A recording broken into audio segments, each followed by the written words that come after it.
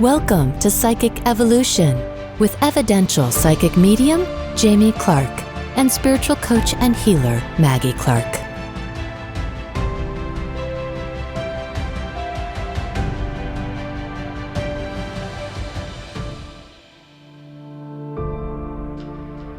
Back to another episode of Psychic Evolution. I'm Jamie Clark. And I'm Maggie Clark, and this is a podcast where you discover the psychic potential within to empower yourself and manifest your psychic and mediumship gifts. Today, we are bringing Barbara Wheeling back on. She was on season 3 and season 4. And every year, we love to bring her back on because we want to talk about numerology of 2023, what's coming up for this next year that we're experiencing. Right now, we're going to be moving into new numerological influences. Barbara Wheeling is a numerologist. She's also a life coach, a business coach, and a relationship coach using numerology, which is really fascinating. And I personally have had amazing experiences with her on all fronts of her life coaching, her business coaching, and her relationship coaching, which has actually brought me into this beautiful relationship with Jamie. Through part of that was her coaching, which was amazing. And so we're a huge fan of Barbara Wheeling. So welcome back, Barbara. Well, thank you too for having me. I'm happy to be here. Awesome. So what does 2023 have in store for us today? What are we have in store? My brain, what happened? Are there some major shifts coming up for this planet in 2023? Well, there usually is a shift whenever the year number changes. You know, the number of the year adds up to a single digit. So let's just talk about what 2023 is. If you add the digits of 2023, 2 plus 0 plus 2 plus 3, that adds up to a 7. So 2022 was a 6. And so because each number has a different vibration, there can be shifts and changes that we can foresee if we know something about the energy of the number. Which is beautiful. I'm a huge fan of following numbers. And I do want to point our listeners back to the other 2 episodes with Barbara Wheeling, because we do talk about finding your personal year, your personal month, and your personal day. So there's extra information if you're new to numerology and you haven't listened to those episodes yet. We'll put a link in the show notes to those so you can find them easily as well. So let's talk about this 7 number that 2023 adds up to a 7. What do we know about 7 numerologically, and how are we going to feel this in our energy fields? Well, 7 energy is usually a quieter time. It's more introspective. It's more of a mental energy. Now, when I talk about this number, I want you to realize that this is all relative to other years. What I mean by that is there will be more of the 7 energy and more of the 7 types of experiences in 2023 than there are in other years. Okay, so for example, this could be a year of scientific breakthroughs, because 7 is a lot about research and study and searching for the truth. Now, that doesn't mean there won't be scientific breakthroughs in other years. It's just that there may be more of it in 2023 than there are in other years. So it's all relative, and everybody's experience with the 7 will be slightly different based on their personal year. But anyway, the energy of the 7, like I said, is more introspective, more contemplative, more thinking. It is more time spent internally than externally. There's less emphasis on material things. It's more in the mind, in the spirit, because it's an intellectual energy, but it's also a spiritual energy. And the overall theme of the 7 is searching for the truth. So it's about uncovering the truth. So one of the things we might see is things being revealed more this year than before, whether it be politics or business or what have you. There may be more things uncovered, more mysteries uncovered. You know, I just read recently where they found over 100 new figures, geoglyphs, in the Nazca plain. And they already had many of them identified, and they found like 168 new geoglyphs. I mean, that's the kind of thing that may be happening more and more in 2023 relative to other years. So this is a time for study and research, mental activity, Analysis.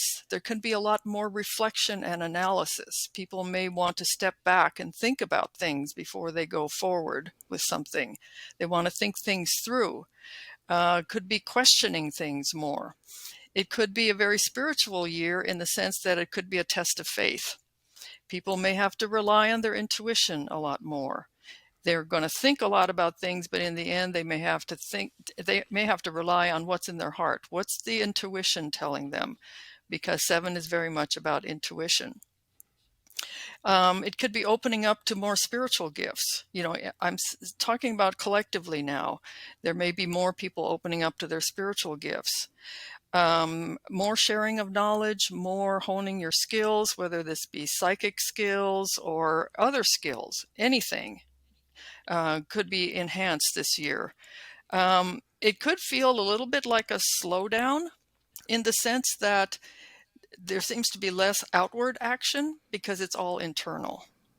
But it's a time of preparation, because then when we get to the 2024 year, which is going to be an 8 universal year, that's when the action takes place. That's when things get accomplished. That's when goals are achieved. Beautiful. Thank you so much for going through the whole thing about 7. I study 7 through tarot mostly, and then some astrology as well. And 7 relates to the chariot, which is so much of what you were talking about. The chariot is about honing and mastering your skills. Just like you said, you're going to be like really thinking about and learning a new, really improving on the skill set that you have. That's that mastery number that 7, the number 7 will relate to there as well.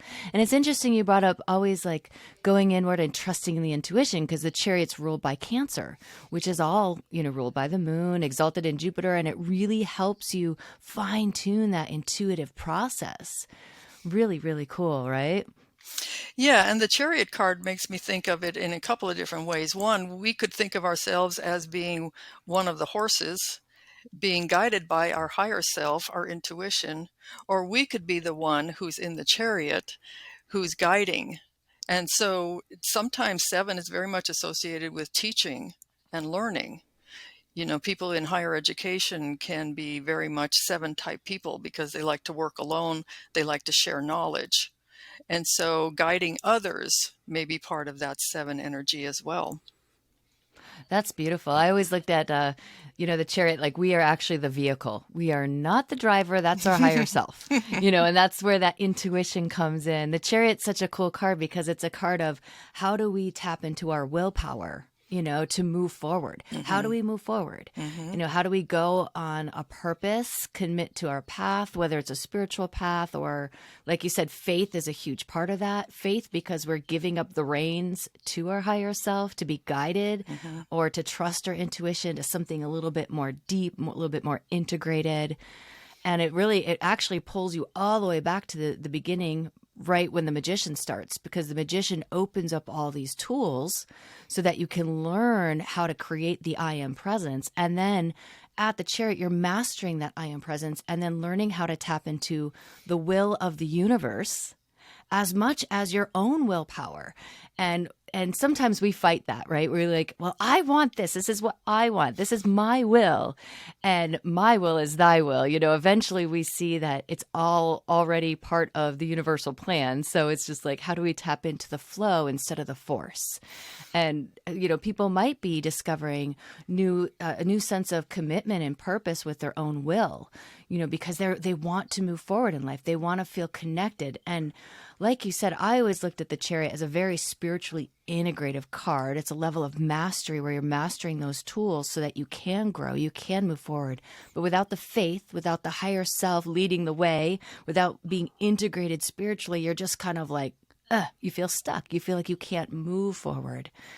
Do you see a lot in numerology? Do you see a lot of, I know it's a time of quiet and introspection, but do you see a lot of people trying to figure out where to apply their willpower, where to like really connect to their purpose in a 7 year? Well, because it's a spiritual number, yes. People may be looking inward for that very answer. Who am I? Because this is the year of asking the deep questions.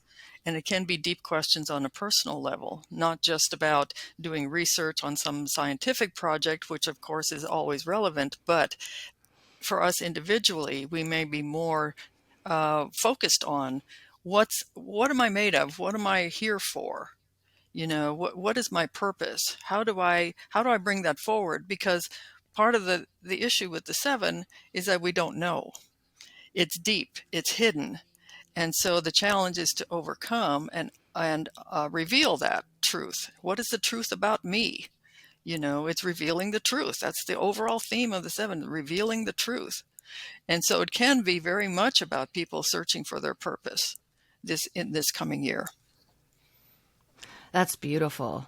I love that right there because purpose drives me. I'm driven by purpose. You've done my numerological profile, so you could see where my sevens show up, where Right. I'm like, yeah, she really needs that, Yeah. But I'm really driven by purpose and by movement and growth and making sure that I uncover like all the mysteries of who I am so that I can learn how to master the skills that I need to master to feel like I'm integrated in my spiritual life as well. I really relate to this 7 year, and I'm actually coming off of a personal 7 year because in 2022 I had a personal 7 year. So it was a really wonderful time of introspection, and really I asked questions of myself that I've never asked before. I was like, oh, interesting.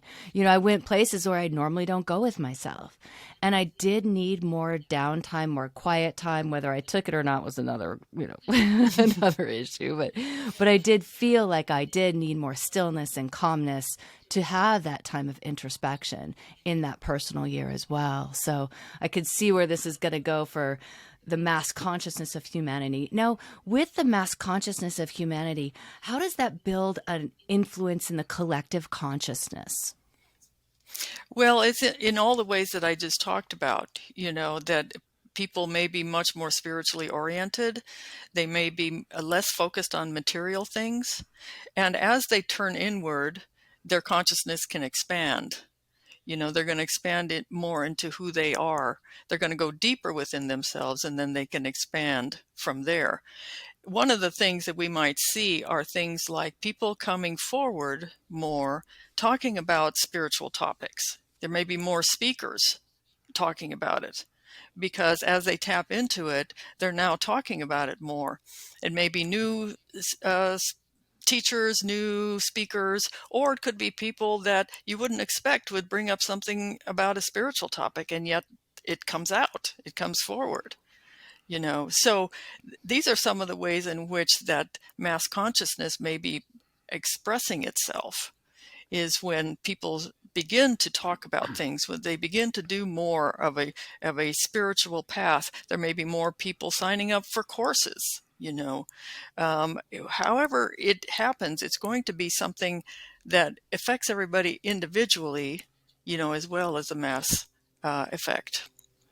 Right, cool. I think it was really nice to see this past year so many people being activated and started to find their purpose. And how can I share this in my day-to-day living?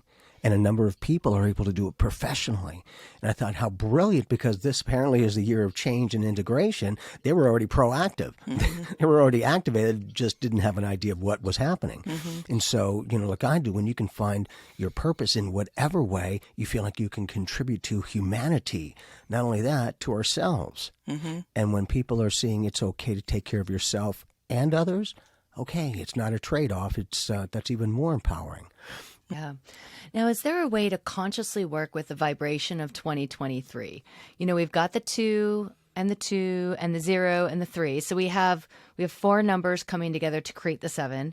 So we want to look at the 2, sometimes the 0, the 2, and the 3. But is there a way to consciously work with that vibration to help you reveal what is hidden? Like if you go deep into a spiritual journey with yourself, how do you consciously work with the vibration of 7? Is there a way to do that? Well, you just said it. You meditate. Oh. You turn within. Okay. Because that's what 7 energy is all about. And so some people may find it easier to do that this year because there's more 7 energy available, and it may make it more conducive for turning within, doing more meditation, uncovering the truth. It might be a little easier for some people, depending on their own personal year. Now, someone with a personal year of 1, very much about introspection and understanding themselves better, very much about that. And so this energy can really help them. It's a year of starting new things, but it's also, in combination with this universal year of 7, a good time to understand oneself better. Can we go through each of like personal years and how it combines with that 7 energy? And just so our listeners know, if you want to know how to figure out your personal year, listen to the other podcast episodes with Barbara, and we teach you how on those podcasts to find your personal year, your personal month, and your personal day, so that you can follow along with this conversation as well, or go forward. But yeah, let's have a breakdown of how 1 and 7, 2, 7, 3, 7, 4, 7, how they play together. Okay, so a 7 universal year and a personal year of 1, like I said, is a lot about introspection. It's understanding yourself better, more time alone. 1 and 7 are the 2 most solitary numbers there are. This is not about social time. This is going to be all about you and how you think and what you want to do for yourself. That's what a personal year of 1 in a 7 universal year will be like. So as you were saying, Maggie, working with this energy consciously, it's more like understanding that if I'm spending more time alone, it's because I'm in a personal year of 1 and that there's a 7 universal year. Okay, so it kind of helps explain why things are going to be the way they are. Now, personal year of 2 is about connection. And so connecting to a higher power is what the 2 and the 7 combination makes me think of.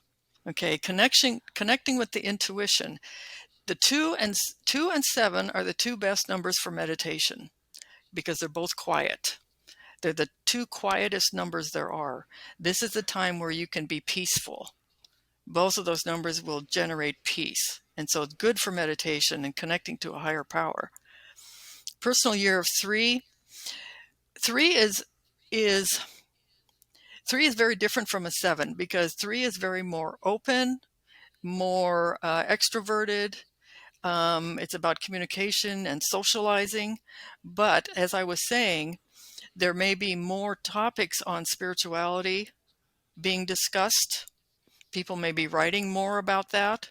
Or there may be more people who are teaching on an intellectual level about some topic. Maybe they've done some research and now they're able to share that knowledge.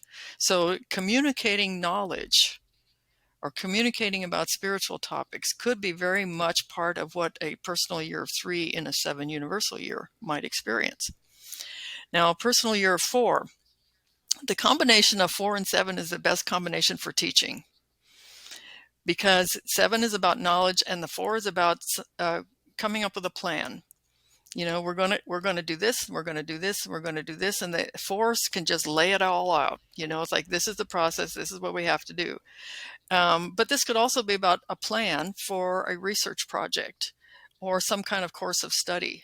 So somebody might be teaching a lot with this combination, or they might be studying a lot or creating some kind of a plan. Personal year of 5 and universal year of 7. This would be doing something unusual, either in an intellectual or in a spiritual realm, because 5s think outside the box. 5 and 7 are both mental, but 5 is more about thinking outside the box. 7s want to go deep, and the 5s want to go out and expand. And so there's this push-pull kind of between the 5 and the 7. But it could be a spiritual adventure. Somebody might want to travel to a sacred place, with this combination, some kind of activity that relates to spirituality that they hadn't done before, because sometimes 5s can bring something new and different and expansive. So expanding spirituality could very well be part of what a 5 and a 7 combination would do. Personal year of 6 with a 7 universal year. This is a good combination for connecting with animals and nature, because 6 is nurturing, caring, loving.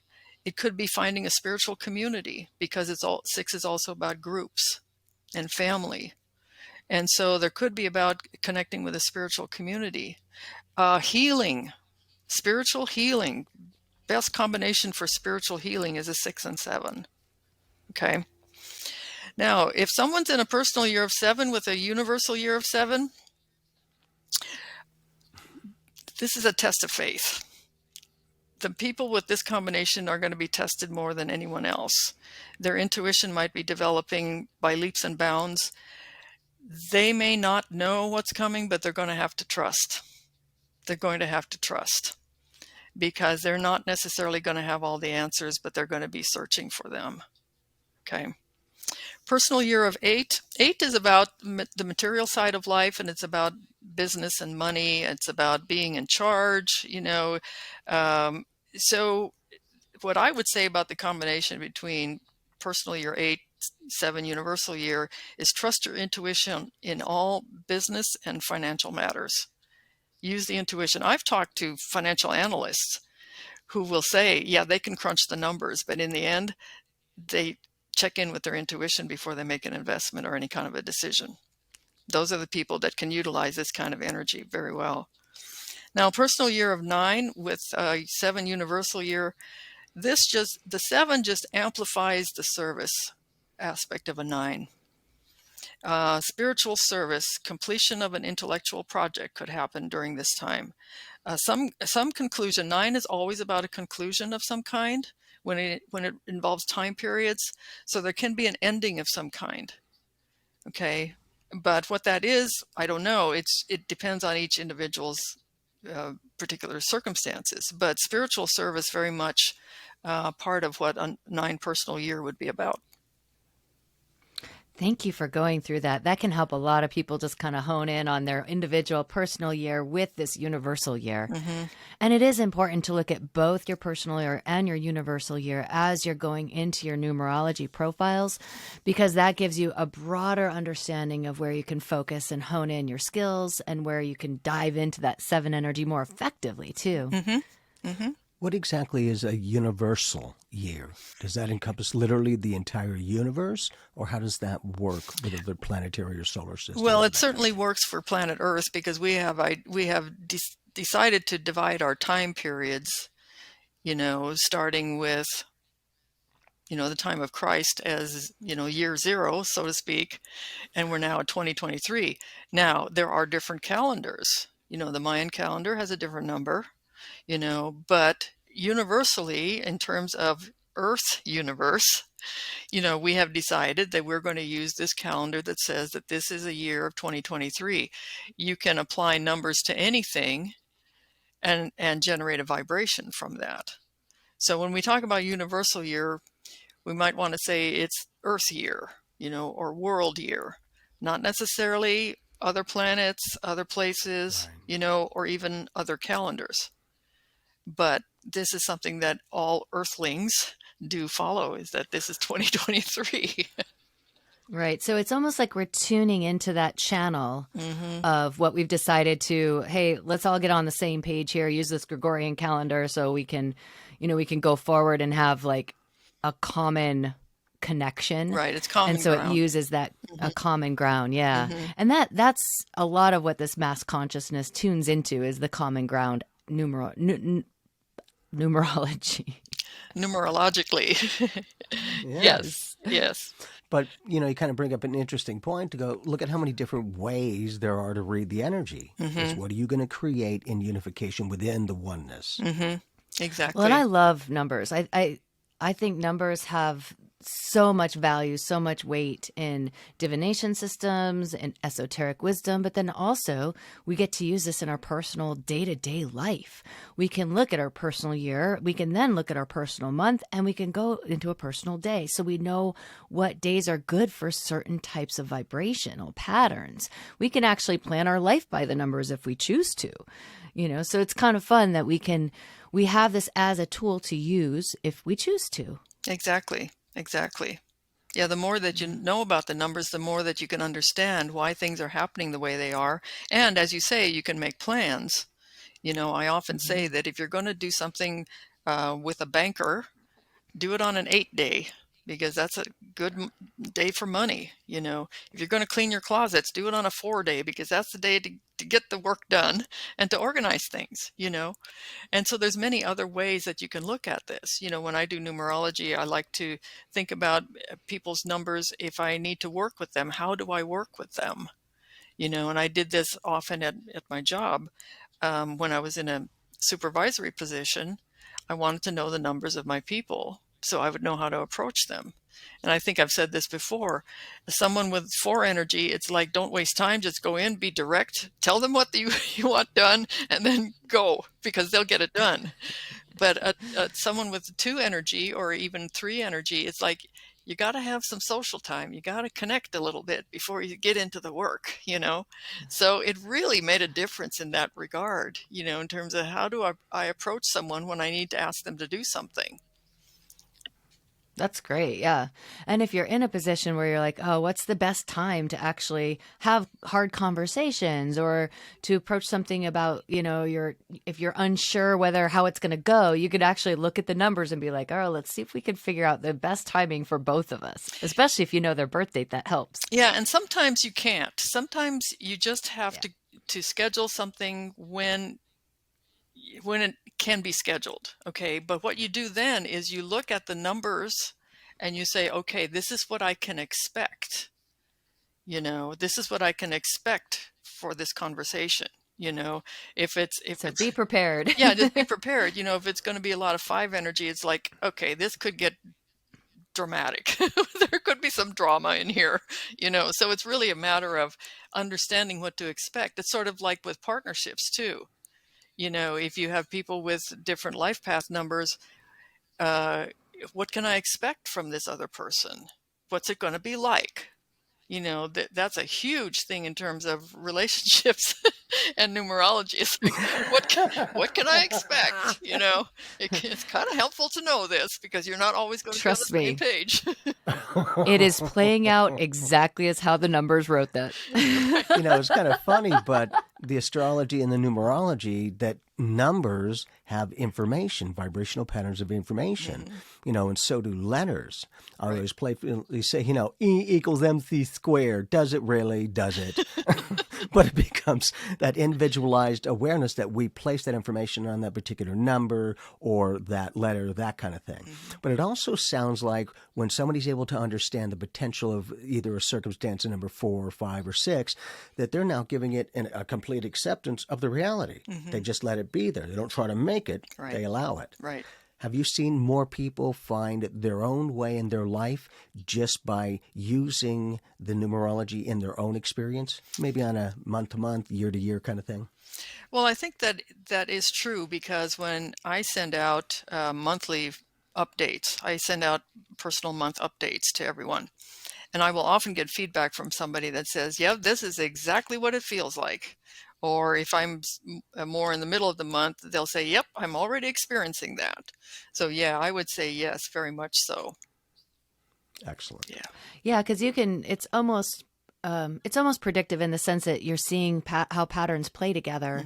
And that's a part of your energetic field. Right. If you live by this calendar, you're living by the numbers, so to speak, so if you have that awareness, you can actually pull that in. And I'm big on having awareness. I think that it's another tool to help us understand why we feel what we feel, why we're processing the way we process life, and how we can navigate that in a more conscious level. Right. Exactly. Yeah. Very cool. And so out of all of the modalities, why did you choose numerology? I think it was because I heard a numerologist on the radio. She was on the Coast to Coast show. And she was going through the numbers. She was just basically saying, this is what number 1 means, 2, 3, 4, 5, 6, 7. And she had explained how to calculate the life path. And so as she was talking, I calculated mine. My life path is a 7. And when she got to the 7, she said, these are the people who are just waiting for the spaceship to come and take them away. And I was sold right then and there. Yay! It's like, oh Love boy, it. did she nail me. It's like, I got to know more about this, because it was Yes. it just hit me like, Oh my God. Yeah, there is really something to this. There really is something to this. And I get responses from people when I do a reading. Recently, in fact, the last three people I read for, they responded by saying, "This is scary how accurate this is. It's scary how accurate this is." And it really is. It really is. And when one can use one's intuition with the numbers and figure out what aspect of this number does really applies to me, you know, that's when it starts to really make sense, when you start to feel it inside. It's like, yeah, I know I'm a seven. It's like, okay, now I see. You know, that same numerologist talked about the lockdown, and she was explaining, more recently, she was explaining about how people of different life path numbers would deal with the lockdown. And when she got to the seven, she said, "Those are the people who are saying, 'What lockdown? I'm always by myself anyway.'" So, I mean, it's like there was no big deal for us sevens because this is how we are. We are okay with this. Whereas other people would have a much harder time with it, and they did. Have Hmm. you seen a lot of people change their careers or maybe life direction by a reading that you've given the person? I think so. I don't follow up with all of my clients, to find out what they're doing. Occasionally I do, but most of the time it is a one-time reading. Even with the coaching sessions, it's a one-time thing. And some people are already on the path. They just needed validation, that they are doing what they need to do. But there are people who do change. There are people who do change. I did a reading for a man recently, and it really gave him the energy to go forward with his business. He really wanted to have his own business, but he was sort of floundering before, and this just sort of gave him the energy to say, "Hey, yeah, this is what I'm supposed to do." So it does happen. It does happen. And I think when you can give them the information and then they can embody that, how it feels, Hmm. now it's okay. Now I'm sending out that vibe of proactive instead of reactive, because a lot of us will tend to wait for the experience to happen to feel successful or wealthy. Hmm. My thing is I always feel successful and wealthy and let the opportunity of similar vibrations attract. Do you see people when you've given them a reading and those changes that maybe in some of their spiritual practices they're either more expanded or seeing things differently or possibly wanting to implement it into their own life to help others? Yes, for sure, because I often bring up the spiritual aspect of their numbers. Some people are going to be very strong in their intuition, for example, or some people are strong in healing. And so I always want to bring that in, that there are some spiritual gifts. Now, in the coaching sessions, I go deeper into that because I get messages from spirit and I really go deeper into the numbers. But I always try to allude to that and allude to their purpose, and mostly on a spiritual level, where their talents lie and what sort of things that they could do with it. Yeah. I know that was beautiful when I received coaching sessions for you. I was like, okay, those messages that you gave me from Spirit, I was like, okay, that was the confirmation I needed to follow my joy and my passion as well. It's things I had already felt and connected to, but wasn't sure if it was the right path or the right way or how to really express it. And when I received some of those messages, I was like, this is the perfect way to move forward. And it's the only way Hmm. that's going to really fulfill me and give me joy. Hmm. So it was profound effect on my life for sure. I love that. Yeah, with the career coaching that I do, I call it career coaching, but it really is about life purpose. And messages from spirit are a part of it, but there's some interaction with the client, asking some provocative questions about, what's really inside them, Um, but I always ask for information related to their numbers. What does a six expression mean, for their life purpose, for example? I will go through a few of those things and ask spirit for that information so that they can relate that to their numerology reading and say, hey, okay, this is what it means. They make the connection a little bit easier. It's something a little more tangible rather than just a message from spirit. It's like, oh, wait a minute, this six means this, and this is what they're telling me. It's like, oh, okay, so they get it. Yeah, an added layer of information Right. imparted through the Mm-hmm. message. That's beautiful. Mm-hmm. Now, when you're connecting with spirit, how does that work for you? Like, how are you able to hone in that gift to be able to receive those messages? Well, I center myself, obviously like most people would, in a meditative state. But I hear things, I hear the voices, and I know that it's not my imagination because the voices are different, you know. Right? So it's clairaudience. Sometimes I will see something, they'll show me something, I'll see an image of something, a place, and I'll know that there's something that's about to happen, or something that I need to hone in on. But if they want to talk to me, I see a little spark of light somewhere, in front of my eyes, out in the room somewhere. And it's like, okay, somebody's got a message, and so then I listen, I mean, the whole thing is about just listening for me. But some people Right. feel things, in their body, the clairsentience is feeling things in the body. And sometimes it's just knowing. Sometimes it's like, I don't even have to ask. It's like, I know, Right. so the claircognizance comes in there as well. But mostly it's like I'm listening for the voices. I'm listening for the words. Yeah, beautiful. And that's one of those, we love psychic evolution. We love developing the psychic senses. We love exploring those. And I love the fact that you see the spark of light like a little doorbell, like spirit going ding dong. Oh, yeah. Hello, I'm right here. I You know love. specifically Yeah, who it's it so is.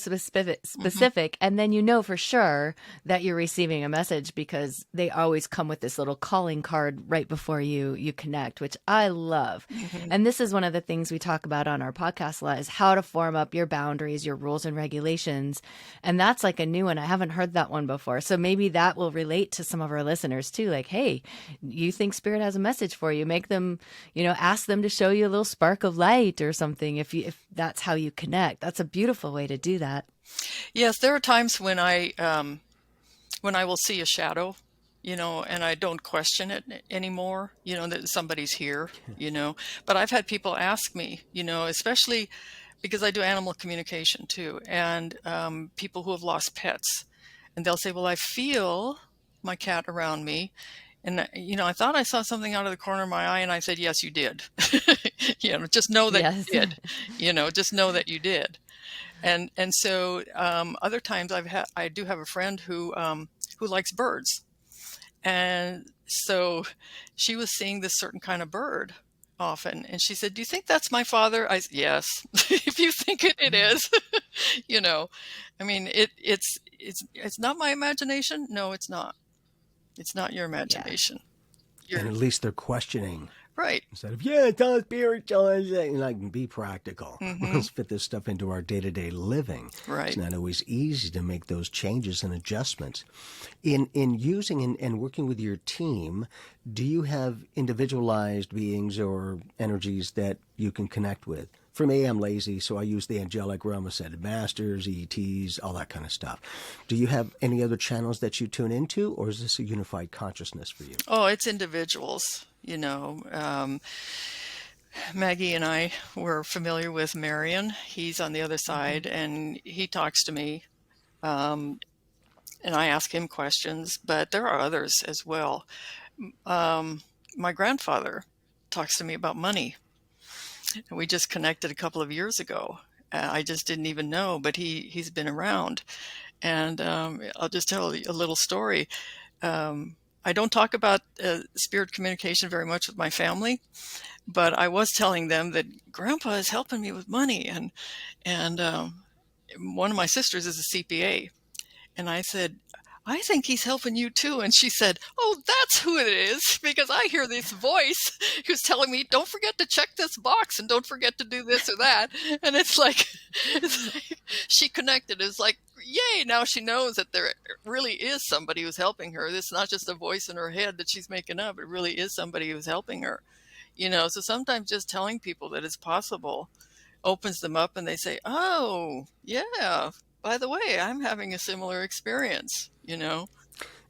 When you get that information and you get an outcome, now it's real. Mm-hmm. And then somebody else having that to go, okay, I'm not just making stuff up. And the ability to tap into that communication in whatever way, when you learn to get the answer. Here's the information. My thing is what's the reaction to that information? Right. Mm-hmm. I try to understand as much as I can. Mm-hmm. But when they can do that and feel more comfortable, mm-hmm. it takes a little of the booga of the spiritual stuff mm-hmm. and puts more of the practical to go, okay, it's just that gut feeling. When I feel it, it's usually feeling this way, it plays out this way.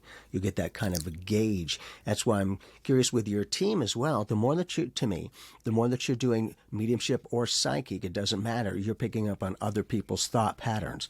You know, your molecular structure holds the thought patterns thought within it. Dr. Masaru Emoto. So for me, has your team in any way indicated that by working with them in this neural soul way, that it's creating a clearer, stronger connection and communication?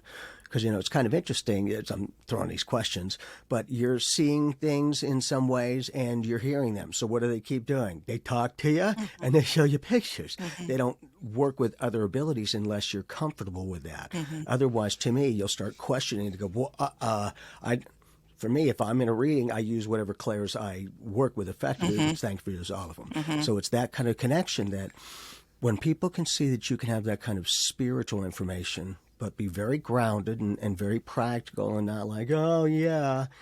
And then they put that stuff to the test and get that end result. I love that empowerment because they become solid to go, I did it. I'm like, frickin' A, congratulations. And what else do you want to do? Because if the approach ain't broke, don't fix it. Mm-hmm. And they're like, I can do more, like as much as you would like. What can you allow? And that's very true. You know, the more that I use these abilities, the stronger they are. Another ability that I have is emotional empathy.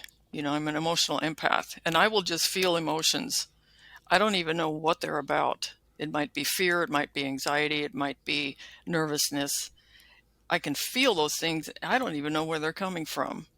But as a healer, it is part of what an empath does is allow those feelings to go through, those emotions to go through, because it's helping somebody else heal. But sometimes I do want to know. So I will ask my team, where is this coming from? Who is this? Because sometimes it doesn't dissipate very easily. And it's like, okay, I need to, see them in some brilliant light or something else to help them because they need more than just, my filtering it through me. Beautiful.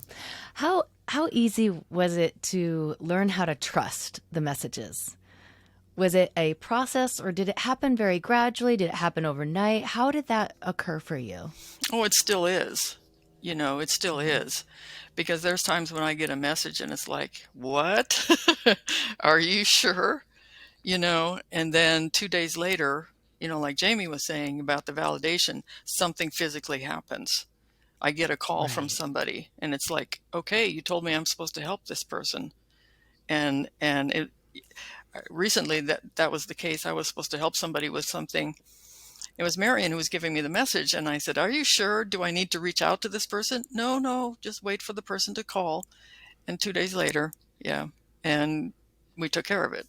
But, it's an ongoing thing.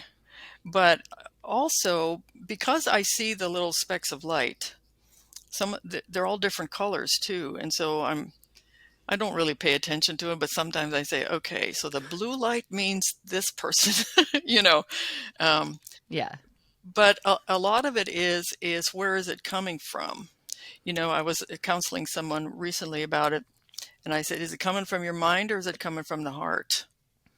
Is it a feeling in here or is it just a thought?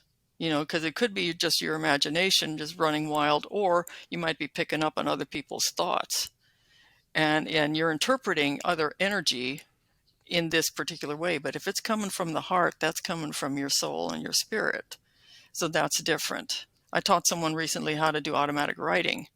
And she said, how do I know I'm not making this up? I said, did you think about it before you put it on paper? No. Well, then you're not making it up. It's coming from Right. whoever, that you were Right. speaking with. Well, and giving them the comfort to work with that modality instead of, am I going to go into a trance and I don't remember nothing? Or, oh, that was easy. It was just kind Mm-hmm. of there Yeah. and I connected with it. Mm-hmm. I think that a lot of times our guides or whoever it is will try to set us up for comfort, not communicating in a fearful way, because Right. then we'll be like, I don't want to hear from you. At times, kind of uncomfortable. But notice that you've been here for a while and they've never made you do anything. Right. It's your choice that you've opened up to communication, self-realization, all that kind of stuff. Mm-hmm. So it's really nice when somebody can see your journey along the way to go, okay, you know what? I'm learning from that, and I don't have to go through it to experience it. Okay, freaking, and you know what? I like that outcome, so I'm going to make this choice. Or, that particular one isn't good for me. I'm going to make a different choice. I love when people can find their own realities within one experience. Mm-hmm. And again, we're just the information. We're no better. We're no worse. To me, Mm-hmm. each person heals themselves. We're just the facilitators. Mm-hmm. But when people can have that empowerment to go, okay, I feel differently. I always say, right, notice it's feeling, not thinking differently. Mm-hmm. So those feelings are vibrational patterns on the soul nubs. The words are vibrational patterns on the ear nubs. That's why I always say, any other language, what does that mean? Same thing, different vibrational patterns on the ear nubs. It's just, to me, a label. That's it. The object is what we're unified in becoming aware of, but each of us have a unique expression of what that information is about that person, experience, circumstance. Have you seen more people want to get into the avenues that you've gone by working with you in some way, working with the teaching, with other aspects? Not very often. Most people just take in the information and go on with their lives. But I do have one person who really got interested in numerology. He had studied accounting when he was in college. And I often think that sometimes we are gravitated towards the more mundane aspect of something, because I have a degree in accounting as well. And then we find out there's a spiritual aspect to it. It's sort of like somebody who studies geology, and then they find out that, oh, there's energy in these rocks, Right. And so sometimes I think that we are guided to those fields of study because it's something that does lead to something more. Now, I have not set up any classes or anything in terms of teaching people or anything like that, but occasionally there'll be somebody who does want to learn more about it. Getting back to how I get messages, when I'm doing a numerology reading, it's more claircognizant. It's like I look at the numbers and it's just like, a number four has like with any number, a number four has very many different meanings. It's like which of those meanings, which of those themes apply to this person, and that just comes to me. I don't even have to ask my guides, although occasionally I'll try to get verification and I'll say, is it this? I'm doing that in my head as I'm talking. But so there's very, very different ways. And the more that, as we've said before, the more that we use it, the better we get at it. Yeah. Yeah. Beautiful. I love this. By the numbers. Live by the numbers. Yes. Any parting words for our listeners, Barbara? No, just if anybody's interested in learning more about the numbers, they can always get a hold of me. And how do they get a hold of you? Usually through my email, intuitivenumbers@gmail.com. That would be the easiest way to reach me. And let me know if you have an interest in a reading. I do readings for people who want to know their profile, their time periods. I can also do readings about relationships. If someone wants to know about what they are like in relationships or what relationships are like for them, I can do that. Or if they want to know a compatibility reading with them and another person, I can do that. And then there's the career coaching as well, where I use numerology, and that goes a little bit deeper into, specifically what you're here to do. But it starts with the numerology, and then it just goes deeper into that. So Beautiful. I guess that is the best way to reach me is intuitivenumbers@gmail.com. Awesome. And we will put a link in our show notes for our listeners so you can find it really, really easy. Just click it and it'll direct you right there. Fantastic. Thanks for taking the time to have a great conversation. We appreciate your insight. Well, thank you for inviting me. I always enjoy talking with you too. Yeah, we love you so much. And thank you for honoring us and our listeners with your wisdom with the numbers. I'm really excited about this 2023 energy. It's going to be so much fun. Happy New Year to all. Yes, Happy New Year to everyone listening. It's gonna Thank you. be a Thank good you. one. We are so grateful that you have taken the time to spend with us on our podcast today. So thank you, thank you, thank you. And remember, these abilities are so natural, they're supernatural. And if you want to have more fun with your psychic evolution, we do have a mystery school. Check it out. There'll be a link in your show notes, and you can join us and indulge in all our classes and become a part of the Psychic Evolution Inner Eye family. And if you feel like this podcast can help someone, please share it with a friend if you feel like it could help them grow and expand in their psychic evolution. Until next time, have fun with your psychic evolution.